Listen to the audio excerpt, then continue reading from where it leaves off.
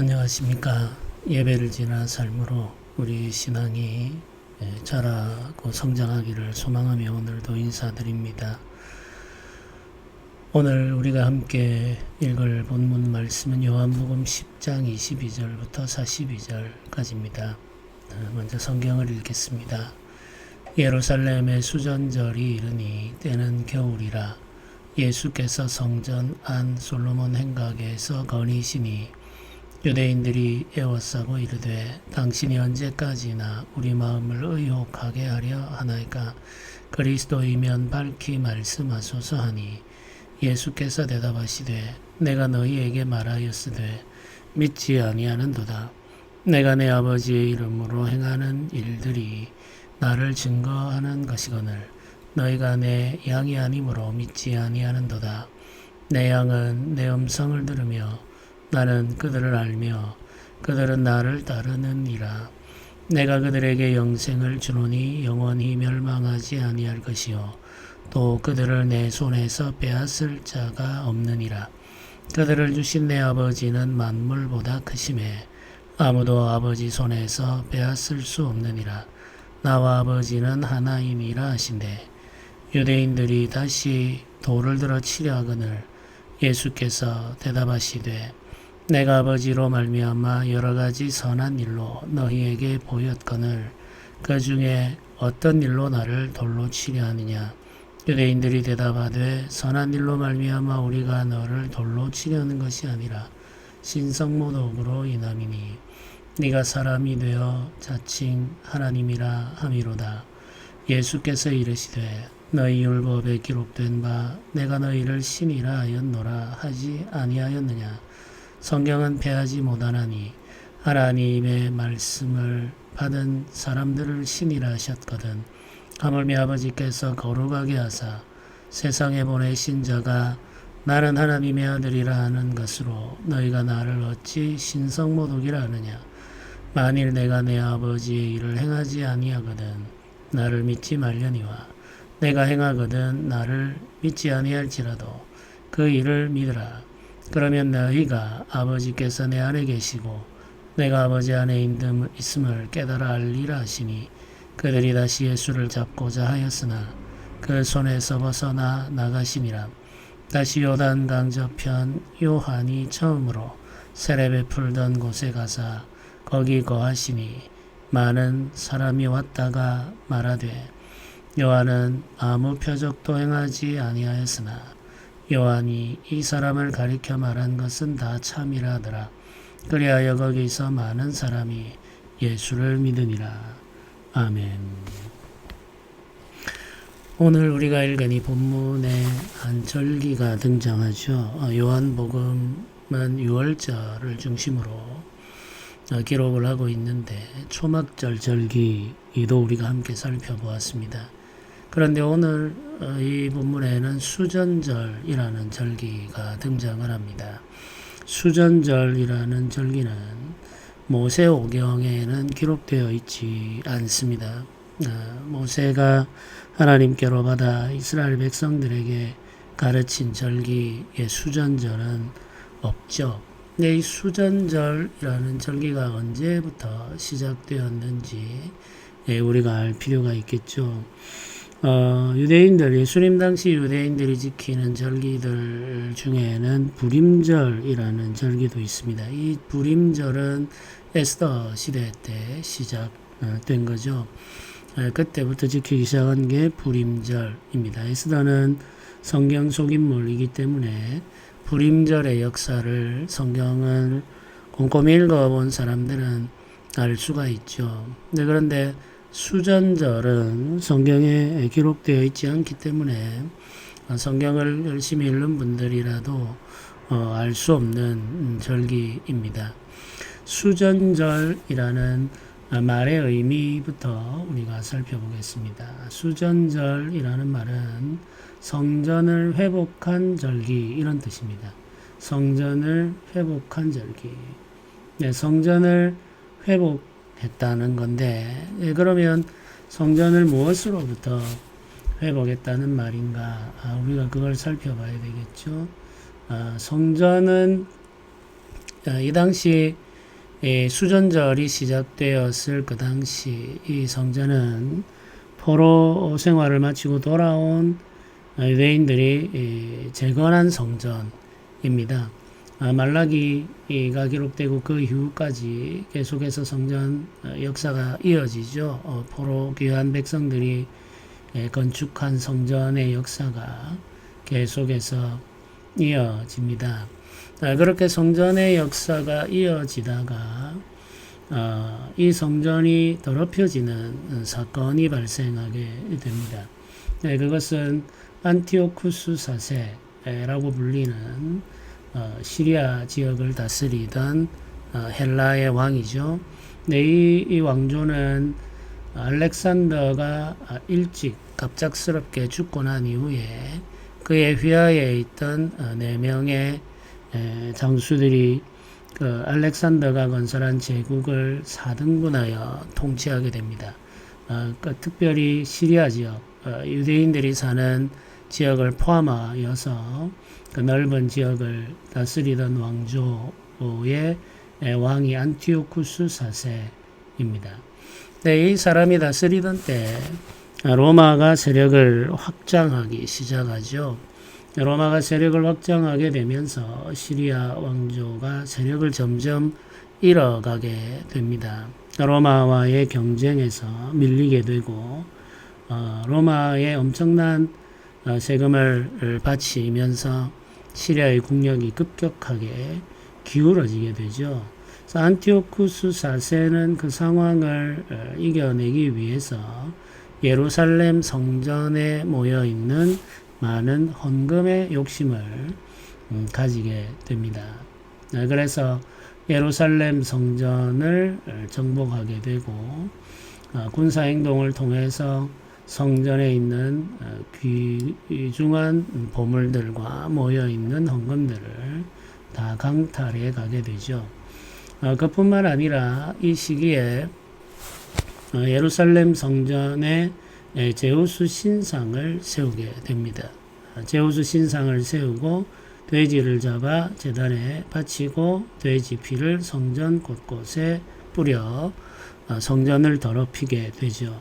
돼지는 성경에 부정한 짐승으로 기록되어 있기 때문에 먹지도 않는 짐승이죠. 그런데 이 돼지를 성전 제단에 사용했기 때문에 유대인들의 입장에서는 참을 수 없는 일이었죠. 이렇게 해서 성전이 더럽혀지고 유대인들이 압박과 수탈을 당하게 됩니다. 이게 예수님 오시기 전 167년 12월의 일입니다. 이게 이제 성전 모독 사건이라고 이야기를 할 수가 있겠죠. 이때부터 이제 유대인들이 드리던 제사는 중단되죠. 이런 일을 한 이유는 유대인들 그 안티오쿠스 4세가 자신이 다스리던 나라의 모든 백성들을 하나의 종교로 통합하여 제국을 다시 강하게 일으키려고 하는 계산이 있었기 때문에 생긴 일이죠. 이때 이제 이 성전 모독 사건에 분노하여 일어난 제사장 가문의 사람이 있었습니다. 그 사람이 바로 마카비우스입니다. 마카비우스는 제사장 가문의 사람으로 이 일을 참을 수가 없어서 사람들을 모아 군대를 조직하고 시리아 제국과 맞서게 되죠. 근데 시리아 제국은 이미 세력을 많이 잃은 상황이었기 때문에 마카비우스를 중심으로 한 이 유대 군사들이 그들을 몰아내고 예루살렘 성전과 유대 지역을 회복하게 됩니다.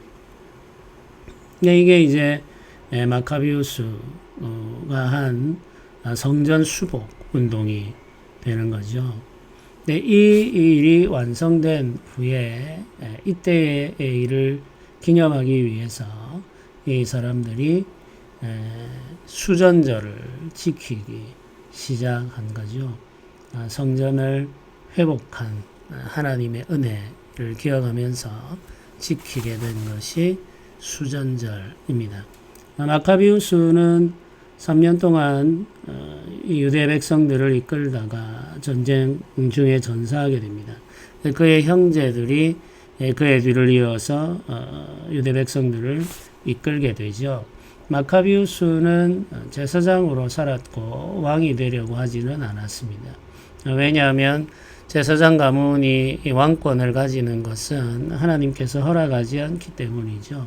그런데 마카비우스의 형제들은 왕의 자리를 차지하게 되죠. 왕의 권력을 가지게 됩니다. 그래서 제사장이 왕이 되는 일이 일어나게 되죠.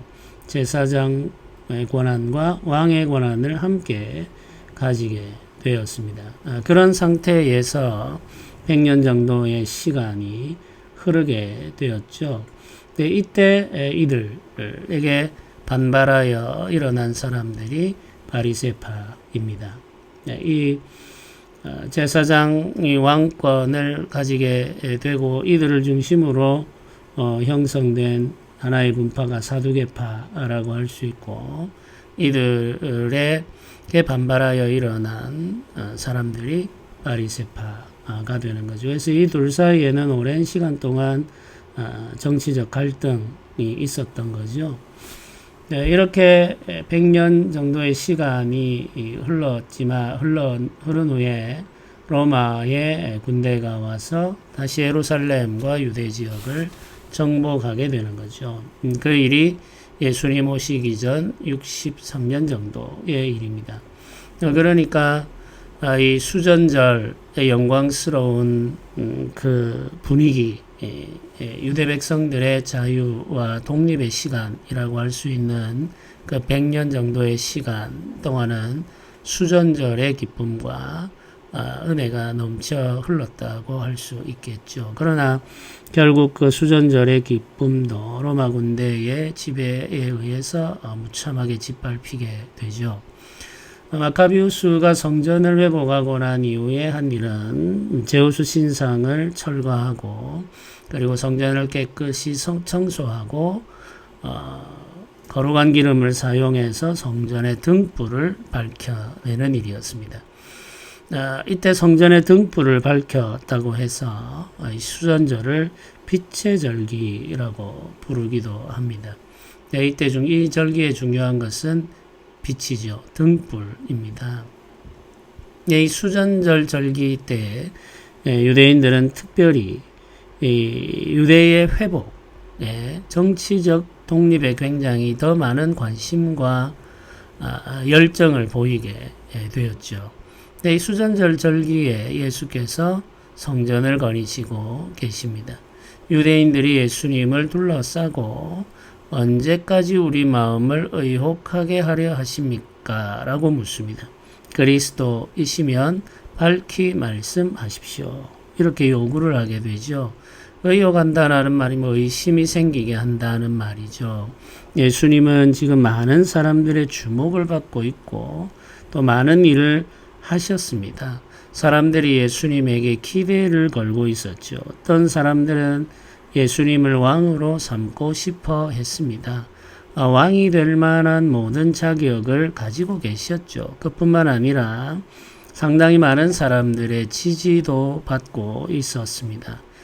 그러나 주님은 한사코 그들의 왕이 되려 하지 않으셨죠. 사람들이 왕으로 삼고자 하면 홀로 산에 들어가 버리시고 밤을 새워 기도하고 나셨습니다. 그러니까 사람들은 의혹이 생긴 거죠. 의심이 생긴 겁니다. 이분은 도대체 뭘 하려고 하는 걸까라고 하는 질문이 생긴 겁니다. 사람들 가운데 나타나서 이런 일을 하고 사람들의 주목을 받게 되고 추종하는 세력이 생기게 되면 마땅히 해야 할 일이 있다고 그들은 생각하고 있는 거죠. 그들이 생각하는 마땅한 일은 유대의 독립과 자유입니다. 성전 회복이라고 할 수가 있겠죠. 이 거룩한 백성의 삶을 회복하는 그 일을 하셔야 한다고 생각하고 있는 거죠. 이 사람들이 기대하는 메시아의 모습입니다. 그런데 예수님은 많은 일을 행하시고 또 많은 사람들을 모으시고 또 제자들을 일으키고 계시는데 한사코 그 일에 대해서는 말씀을 하지 않는다는 거죠. 그리고 그 일을 하려고 하는 어떤 조짐도 보여주지를 않았습니다. 그래서 사람들은 예수님에게 요구하는 거죠. 밝히 말하여 달라. 당신이 하려고 하는 일이 무엇인지 우리에게 선명하게 보여달라. 이렇게 요청하고 있는 겁니다.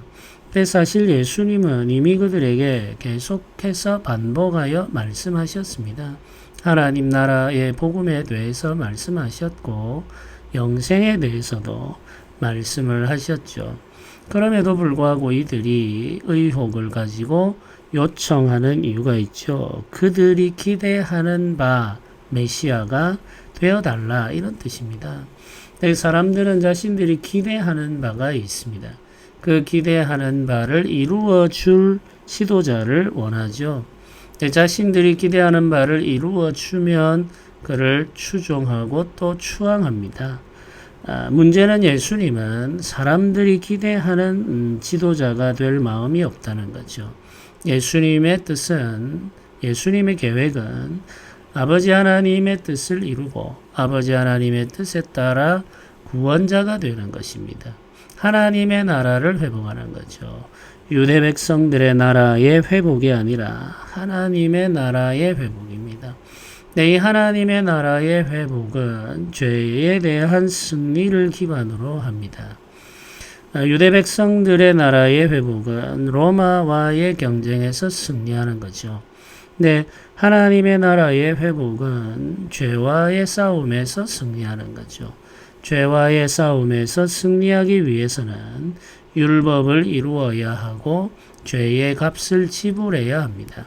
그 죄의 값은 만백성이 지은 죄의 값이죠. 아담의 때로부터 계속 이어져 내려오는 죄의 본성, 그리고 그 결과로 나타나는 죄의 현상, 그 값을 지불해야 합니다.